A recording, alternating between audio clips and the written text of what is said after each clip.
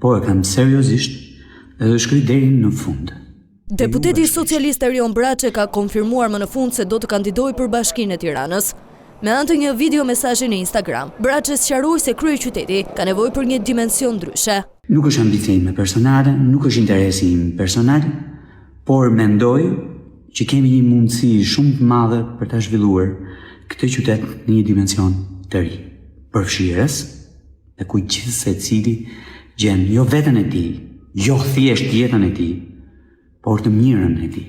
Vetëm pak muaj para zgjedhjeve të 11 majit, Erion Braçe u përfshi në listën e hapur për Tiranën dhe arriti të sigurojë 23.694 vota, duke u renditur i dyti më i votuar në kryeqytet dhe ndër më të mbështeturit në të gjithë vendin. Erion Braçe u hoq nga Divjaka dhe u caktua në njësim 5 në Tiranë, ku punoi duke denoncuar në vimësi të gjitha problematikat e banorëve të kësaj zone.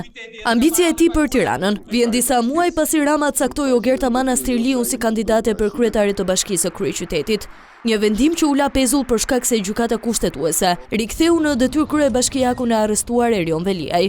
Megjithatë, në asamblen e fundit të PS në 23 mars, Manastirliu caktua drejtuese politike për Bashkinë e Tiranës, duke qenë emri potencial i shumicës për garën e ardhshme zgjedhore. Erion Braçe vjen si kandidat me një karrierë të gjatë në Partinë Socialiste, duke qenë deputeti e saj për shumë legjislatura dhe duke mbajtur më herët te postin e zëvendës kryeministrit.